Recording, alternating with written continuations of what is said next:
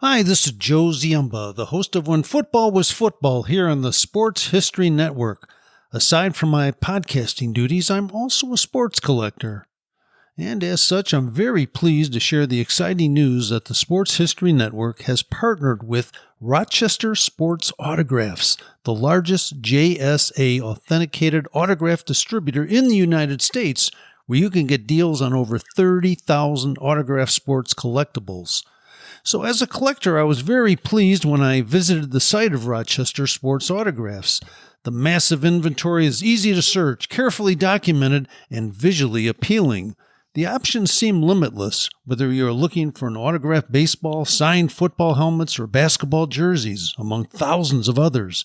I found everything from a Babe Ruth autograph, a signed football by Dick Butkus, and an autographed Larry Bird basketball jersey.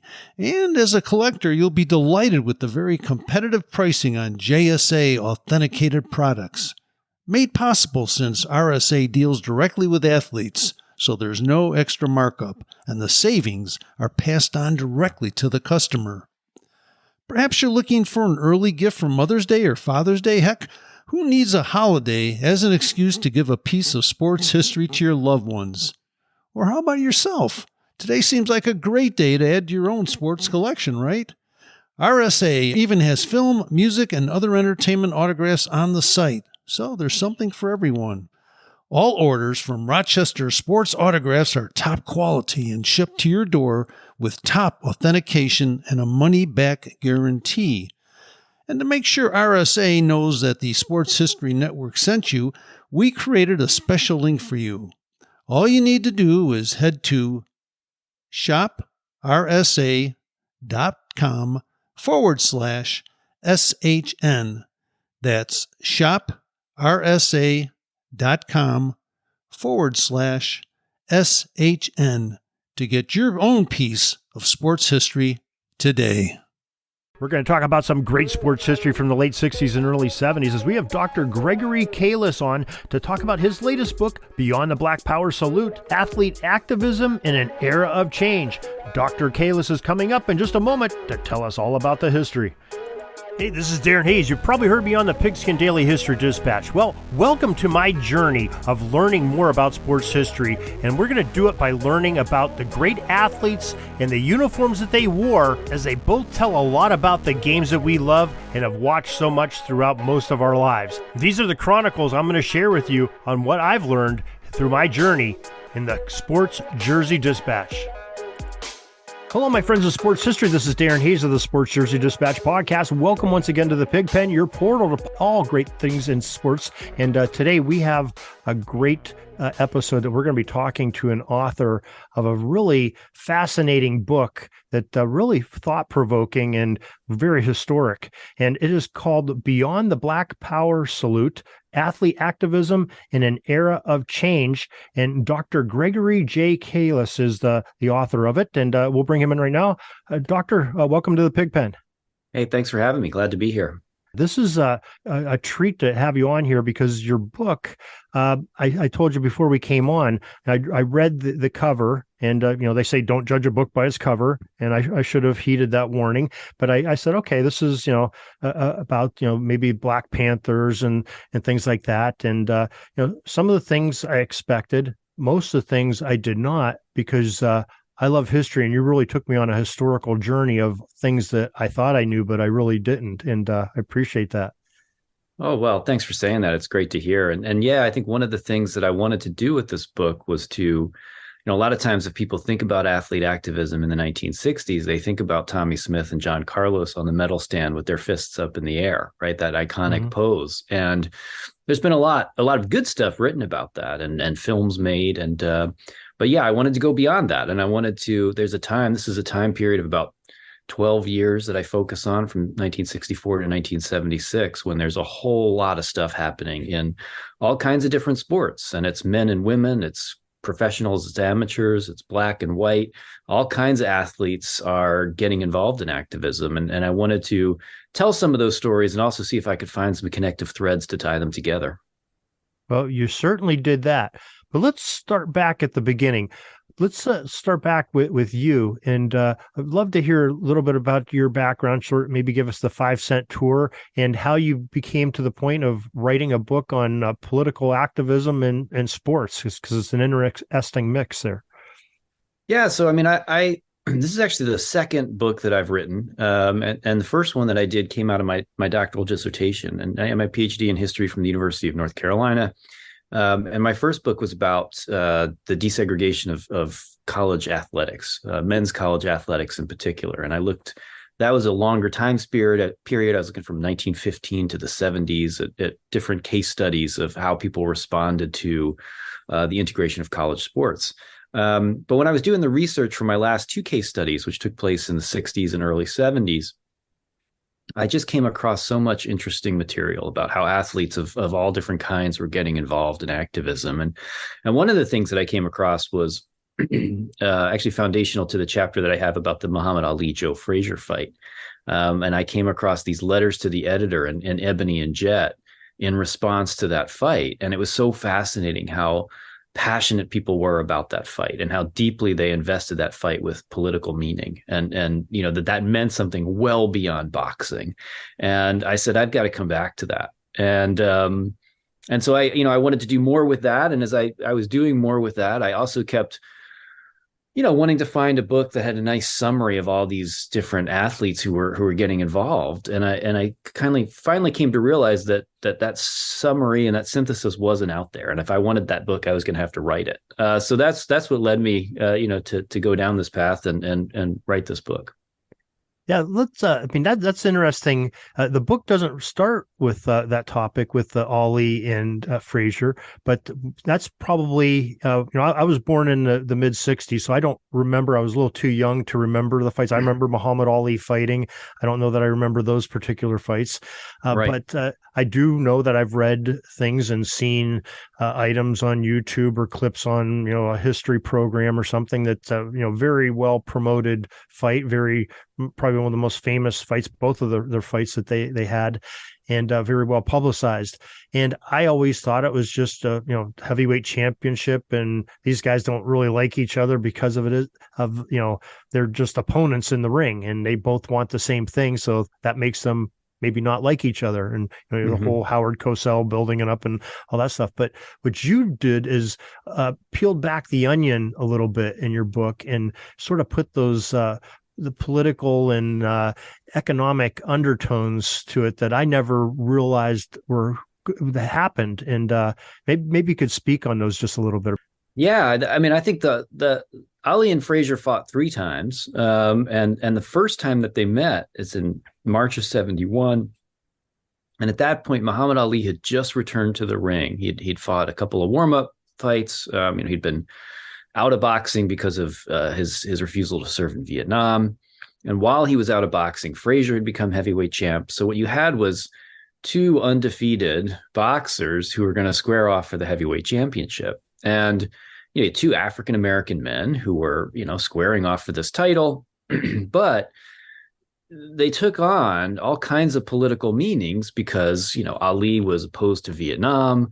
Ali was so outspoken in his criticisms of, racism as he saw it. He was a member of the Nation of Islam, which made him, again, very sort of controversial. He had changed his name, all of these things that made him a kind of symbol of defiance and outspokenness, and that really made him a kind of a lightning rod, or a supportive. It was one that lots of people rallied to, especially younger, sort of more socially radical, quote unquote, fans and things of that sort. Joe Frazier, on the other hand, was more buttoned down. He wasn't as outspoken. He supported service in the Vietnam War, even though he didn't serve. He was more conservative politically. He was a Southern Baptist, right? And so he kind of represented this other model of kind of keep your nose clean, be modest, work within the system. And because of that, they took on, fans and commentators just really invested these guys with those 2 meanings of sort of different models of Black manhood, different models of what it meant to be an American. And the fight took on all kinds of extra dimensions well beyond the fact that it was 2 heavyweights undefeated squaring off for the championship. And the discussion about that was intense. And you're right to point out one of the big things was there was a lot of economics that were wrapped up in this as well, which makes it even more complicated because there were questions about the fact that you had two black boxers, squaring off. It was going to be, the ticket prices were huge. Everybody wanted to watch it. There was so much attention to it. But controversy ensued because the two guys who were promoting the fight were two wealthy white men. Jack Kent Cooke, who was owner of, sports franchises, and a white booking agent named Jerry Perenchio. They had bought the rights to the fight. And so this led to, kind of controversy and debates. What are we doing? Are these kind of, as they say, gladiators, black gladiators who were purchased for the night? And so it raised these really interesting questions about not only what kind of model of black manhood was the proper one to follow, but also, who really controlled the power dynamics, who controlled the purse strings, who had clout in sports. And so a fascinating sort of discussion surrounds that fight and spills out even after it ends. That segment of the story, I believe you have a whole chapter and maybe some parts of other chapters on it. As I was reading through that, I'm reading along, soaking up the history, reading along. And the thing that, and pardon my pun, that punched me in the face was that, after Frazier won that first fight, and you have a segment of, I believe, like a 22-year-old Bryant Gumbel in tears. And then you're referencing other Black Americans that are in tears because Ali had lost that fight. And I didn't realize the implications of the emotional drain on part of the population because of that. That's pretty traumatic.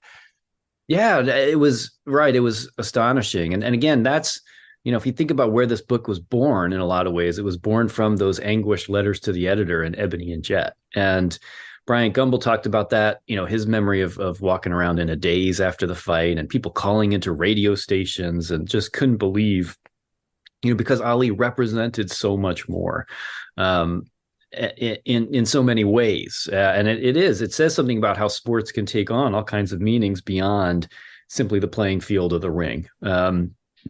And, I opened the book actually, and the prologue is with Muhammad Ali in 1964, because he's so, if you want to tell the story of athlete activism, in that 60s and 70s period, I think you have to look at Ali as the main figure around whom so much of this spins and who inspires so many people. And so, I opened in 1964 after he wins the heavyweight championship of the world. And he's meeting the press the next day. It's a big upset win.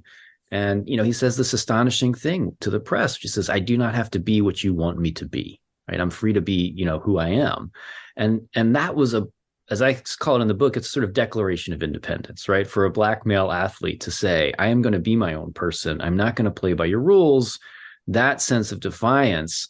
I think when Ali lost, for people like Gumbel, it was crushing because he had, kind of stood up and been himself and not sort of played along with the power structure, right? He had really sort of been his own man. And I think that's what was so crushing to so many people.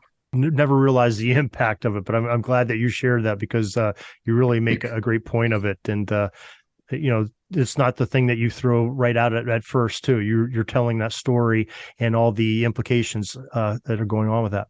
Now, since you mentioned the prologue in the beginning of the book, mm-hmm. I really found that interesting, and you really threw me for a loop here because you start off before I believe you have your acknowledgments, and then right after that, before even the prologue, there's a timeline. And I'm sitting there, I'm having the title of the book again, the cover of the book in my head. I'm seeing the timeline. I'm reading it. I believe you have like 30 some references of important dates. And I'm sitting there going, oh my gosh, okay. Now you read your bio. He's a professor. And I know what textbooks are. They give you the answers at the back of the book. He's giving me all the answers before the story starts. And I said, okay. Where's this going to go from here? And it was interesting how you did it. And you went into the prologue, but then you went into the chapter by chapter synopsis at the beginning, which again, I'm like going, wow, where's he going to go from here? Did he just tell the story? But it is unbelievable how you planted that seed, those couple seeds in the beginning, and boy, did they blossom as I got into the chapters of the book. Like you said, you talked about Ali a couple times in there, and we got in that Ali Frazier part. Boy, it was very expansive. And so I appreciate you. You took my mind on a little journey that was unexpected, and those are always a little bit delightful when you're reading a book. Oh, good. Thanks. Well, yeah, it's interesting. I hadn't really thought about the idea of that table of contents, giving anything away and I think I wanted to include that in some ways, just so that if people could, because part of the point is to think about the fact that all these things are happening in a very concentrated time period, and to put them in dialogue with one another, because the way I arrange the book is to do sort of case studies of certain issues or certain major events, right, depending on what the chapter is. And so I thought it would be helpful to have that timeline to refer back to think about, okay, this is happening at the same time as this is happening, and just kind of keep that structure, right, so we could refer back to it. But yeah, as you say, also to plant some seeds to say, here are some of the things that are coming up. Let's see what we can make of them, right? What are the larger meanings? What are the larger insights we can get by looking at all of this stuff together? Sort of have, after Ali, and as you sort of getting the beginning of the book, you bring us to what my expectation was by the title. You're talking about John Carlos and Tommy Smith at the Olympics and the protest of the black gloves being raised in the air. And then you take us on the journeys of some of the parts unknown to me, maybe not being old enough to remember it, and maybe not paying attention close enough in history class or whatever.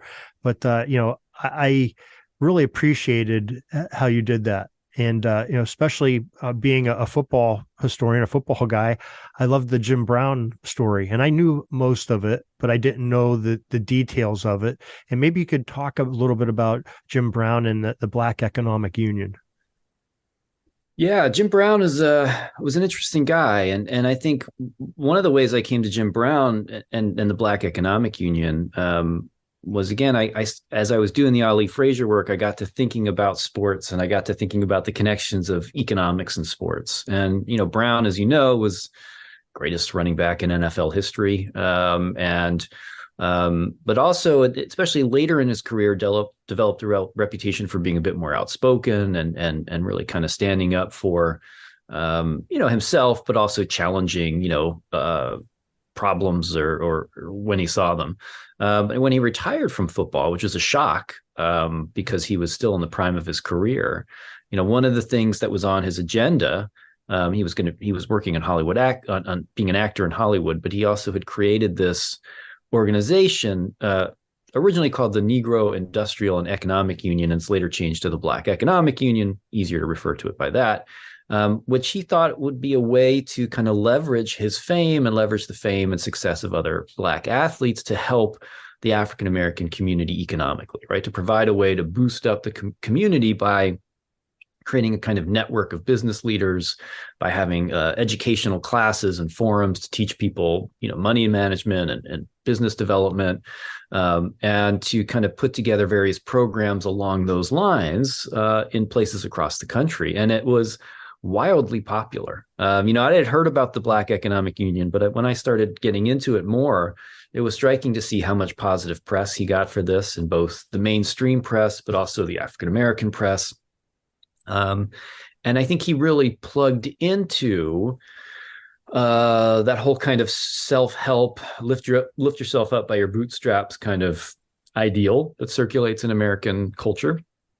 And he also fit the political currents of the time. When the Black Economic Union gets underway, it's 1966. When it's getting some of its peak funding, it's during the time when, Richard Nixon gets elected in 1968. And Nixon emphasizes Black capitalism, right? That's his solution to the economic inequalities, is to promote capitalist development in the African-American community. And so the Black Economic Union fits right in with that. And so Brown's able to get some federal government money. He gets private foundation grants. And it seems like a real success story. They open up offices in places like, Cleveland and Los Angeles, and Kansas City has a really thriving office. And lots of positive attention starts to circulate around this. Yeah, it's I didn't realize that I'm always thinking of him as the athlete, maybe a little bit of the actor. I know he was, very staunch on his positions for promoting African American and things that go on there. But I didn't realize sort of the genius of it to help to bring folks of that color that are in the poverty level, try to bring them up levels by educating them in finance and starting businesses and things like that. And I guess sort of another famous athlete that tied right into that in your book that I didn't realize was Jackie Robinson, who sort of almost morphed along the lines of the way that civil rights were going from the end of World War II when he came in baseball up into the 60s after his retirement and some of his things. So maybe you could speak a little bit about Jackie Robinson's involvement. Yeah, I mean, Robinson and Brown don't actually work together, but he at this similar time period is also thinking about economics. And by the time he gets into the 1960s, after Robinson retired, he got a job with Chock full of Nuts, the coffee company, and worked in the private enterprise.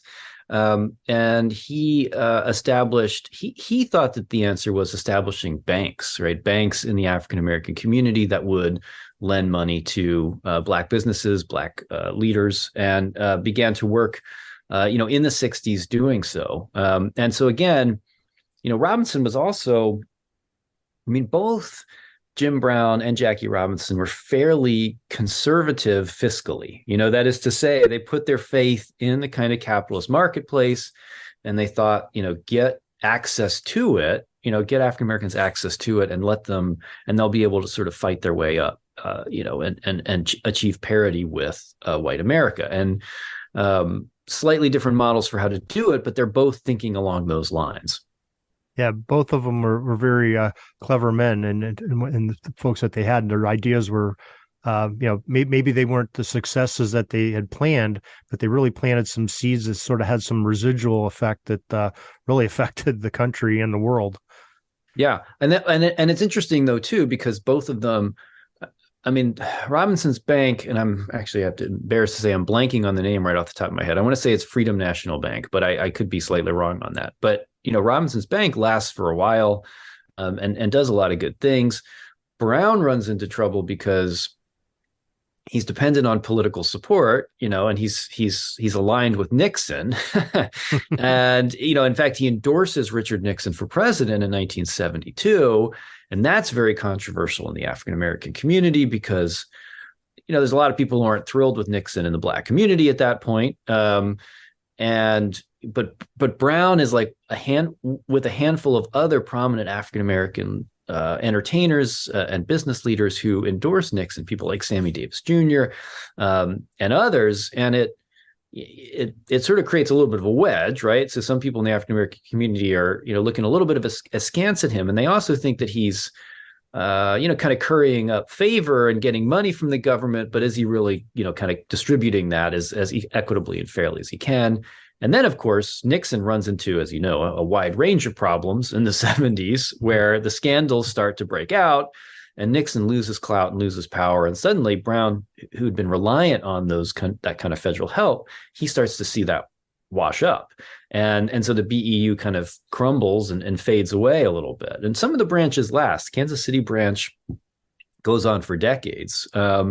But not nearly to the same sort of presence that it had in the late 60s and early 70s when it was really a kind of vibrant thing. And so one of the questions, I do ask in the book, though, is how much of that, sort of faith in the market economy, how much will getting, just that idea of getting into the economy, is that enough? Or is there more that's needed here? What's really going to be needed to sort of change the power dynamics and sort of change the wealth gap more permanently? Yeah, most definitely. Some great points that you bring up in that. Now, you have a sort of in that flow, and sort of like, again, going to the title of the book, we're thinking that it's, the racial equality and the civil rights of those items. But you also bring up another subject that was very high profile in the same time frame, the 60s and early 70s, the gender equality. And you have a young lady tennis star that sort of is the face of that. And I'll love to hear you speak on this topic. Yeah, so Billie Jean King, comes to prominence in the late 60s. It's amazing how much of this stuff, crosses over in this time period. And I put Billie Jean King and Jim Brown together in the first chapter, or the first body chapter, I guess you could say, of the book, which in some ways is an odd pairing because it's a man, it's a woman, it's a black athlete, it's a white athlete, very different sports. But both of them are interested in economics, and both of them are interested in using their clout as athletes to change the kind of economic system. But they're both interested in changing the economic game, but work within the system. So they're not really interested in tearing down the system or creating something new. They just want to get more, more wealth, more clout within that structure. So for Billie Jean King, it's about pay, right? Women's tennis players are paid scandalously, much less than their male counterparts. And Billie Jean King and some of her peers are driven over the edge, when there's one tournament that's scheduled, and I want to say that the men's winner, I might get the number slightly wrong off the top of my head, but it's something like the men's champion is going to come away with, $12,000, and the women's champion is going to get $1,500 or something like that, or $12,000 versus $1,500, right? Something along those lines. And that drives King and her, fellow women tennis players, understandably, a little bit crazy. And so they vowed to do something different. And so Billie Jean King really leads the charge to create a separate tour, a new tour for women's players, the Virginia Slims Tour. And the idea here is to get better pay for women's players, and to really empower them so that they can use their market value to get more equitable pay. And it's we think about contemporary, and of course I make these connections, but the more recent debates with the women's soccer team, the women's national soccer team pushing for equal pay. I mean, you can find a much earlier version of this with Billie Jean King and these women's tennis players who are fighting much the same battle, except they're doing it in the early 1970s. Yeah, it was extremely interesting. And then you sort of take Billie Jean, you fast forward her into the big game, probably the one she's most famous for, and that's the one with Bobby Riggs. For sort of that battle of the genders. And I knew of that story. I knew that she had defeated him, but again, I didn't appreciate the implications that would happen to the country. And I thank you again for giving the details on that. And maybe you could speak to that. Yeah, it's a huge moment. The battle of the sexes. I think one of the things that was most surprising for me as I was doing the research and the writing about that is just how many people tuned in to watch. I mean, it was something like 25% of the American viewing population was watching that game, right? I mean, it was a huge phenomenon in the same way that that Ali Frazier fight was this huge kind of cultural touchstone moment that everybody tuned in. And by the way, promoted and produced by the same guy, Jerry Perenchio, is involved in both. So I guess he knew what he was doing. But I mean, that fight was so. And again, there the case was, the battle of the sexes, this idea of, that a male player, Bobby Riggs, who was really a hustler, at that point, I mean, he just loved sort of what he lived for, right? Was gambling and sort of, he loved that thrill of it. So he challenges Billie Jean King. Initially, she turns him down, but then he defeats Margaret Court. And Billie Jean King says, oh my gosh, I've got to redeem womanhood, essentially, right? I've got to take him on and show that women, because, Bobby Riggs at this point is a retired former champion. He's well past his prime. And so, there's all this hype and buildup, right? You're going to put, men versus women on the tennis court. Can women really play? Can a woman defeat a man? And it takes on, if we think about context, one of the things we haven't talked about too much here is the context in terms of civil rights, in terms of women's rights. All of this activism is taking place in the kind of aftermaths of major upheavals in terms of race and gender in American life. So for Billie Jean King to be taken on Bobby Riggs, this is putting women's liberation to the test, right? It's putting this uptick in women's activism and women's rights activism, kind of on display. And perfect example of our imitating life. That's right. Yeah, it's exactly right. And so, I think that's why so many people were plugged in, right? These issues were so central. They were in the culture, they were in politics, and now sports is a way to kind of play them out, quite literally. And of course, Billie Jean King ends up winning, and people see it as a real validation. And I know King has said over the years that that's the thing that people talk to her the most about. Fans will come up to her, and she gets more letters about. But it's just so meaningful to so many people because it.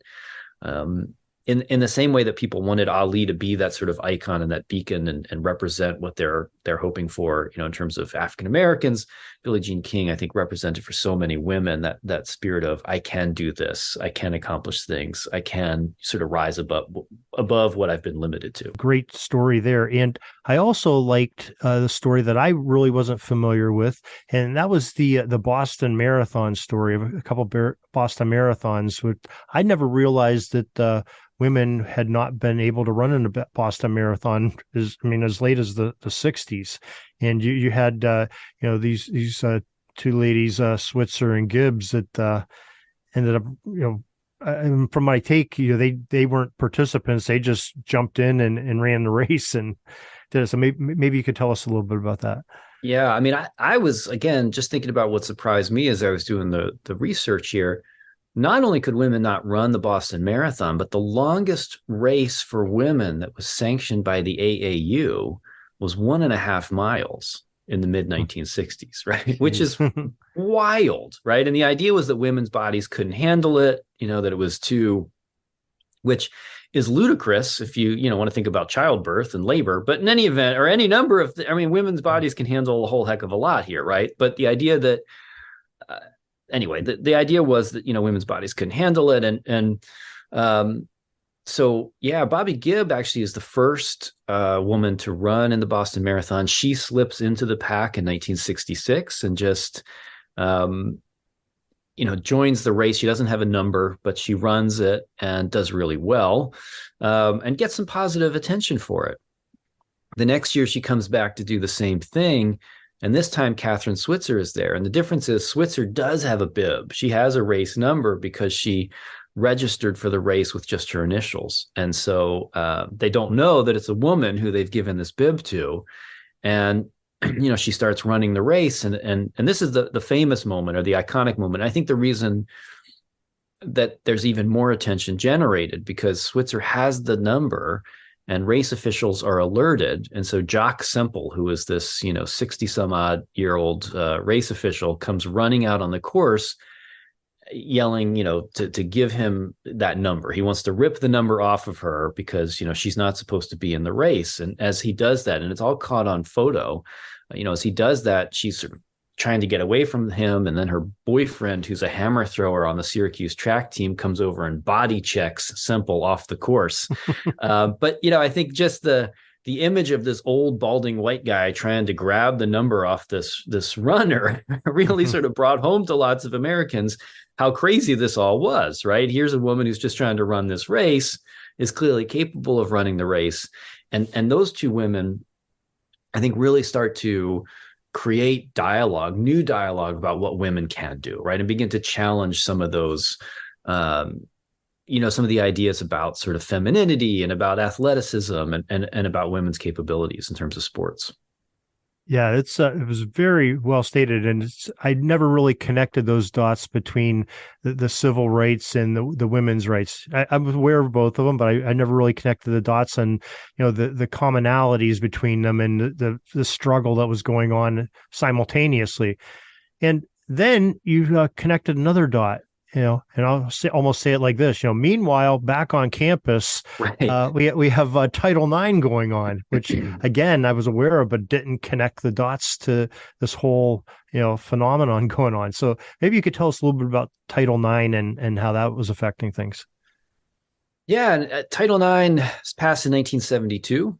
So if we want to think about time-wise here, that's Gibb and Switzer are 1967.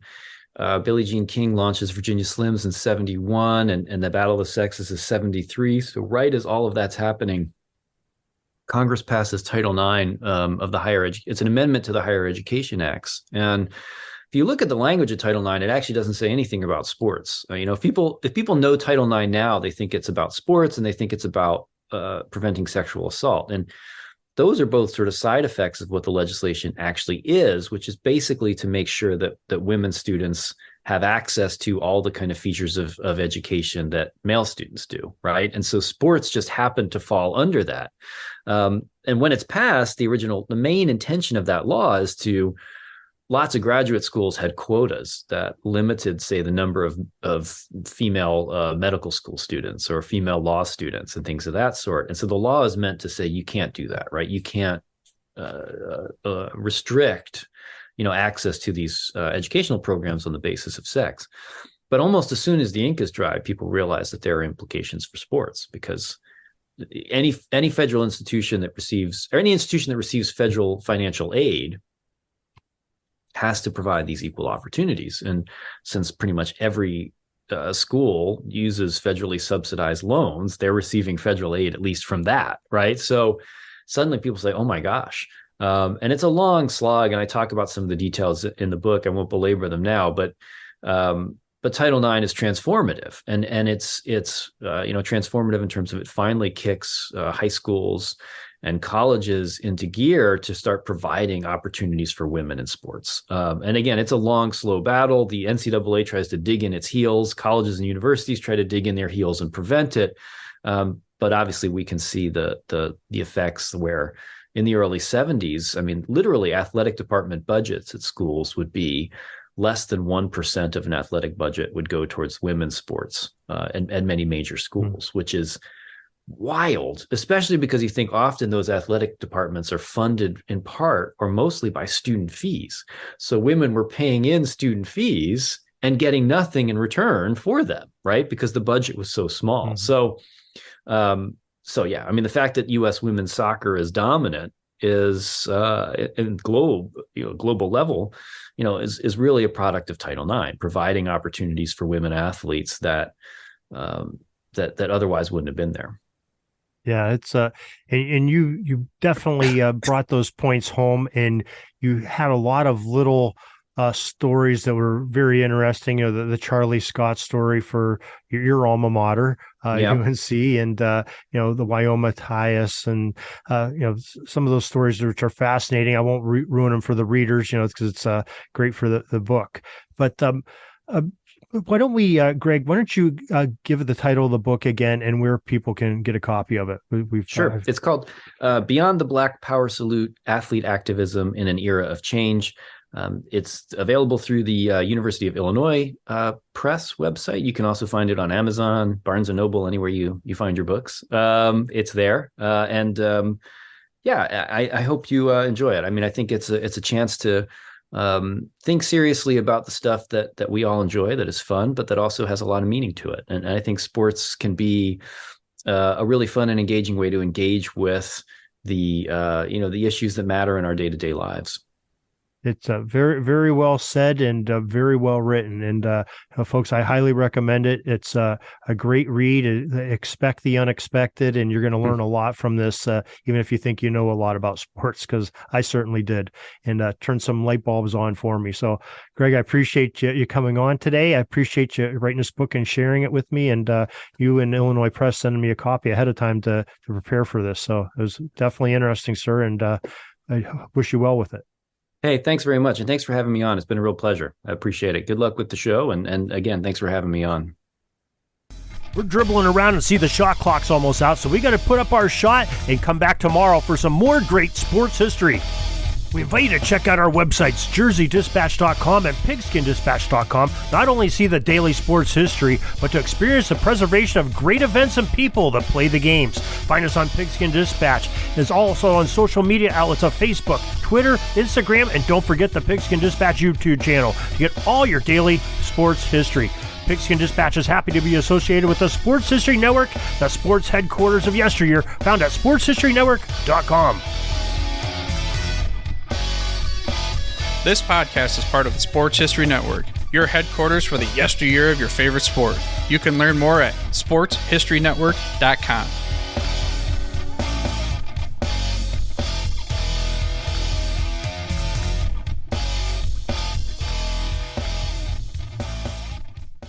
Hi, this is Joe Ziemba, the host of When Football Was Football, here on the Sports History Network. I'm very pleased to announce that I will be partnering with the Sports History Network to give away 2 copies of my latest book called Bears vs. Cardinals, the NFL's Oldest Rivalry. To enter, just head over to the following link, sportshistorynetwork.com/giveaways. We hope you'll enjoy the numerous stories in the book, which is largely based on the newly released Dutch Tournament collection at the Pro Football Hall of Fame. Dutch was the co-owner of the early Chicago Bears with George Halas and kept correspondence, financial records, and scouting reports, which now allow us to peek into the management of an NFL club during the first few years of the league's existence. Along the way, we'll meet unusual gridiron characters from years gone by, including a quarterback who could throw the ball farther behind his back than he could throwing it forward, a Bears lineman who was such a good tavern fighter that he decided to enter the boxing universe, and a Cardinals halfback who gave up the NFL rushing title by deciding to not show up for his team's final game of the season. And can we forget the time the Al Capone mob interrupted a Bears-Cardinals game? The new book was fun to research, and I hope you will enter our free contest today. Once the winners are selected, we'll be in touch regarding shipping as well as to inscribe the book personally for you. This might make a perfect gift for Mother's or Father's Day, or simply add it to your own personal collection. Once again, enter by visiting sportshistorynetwork.com/giveaways. Thank you and good luck.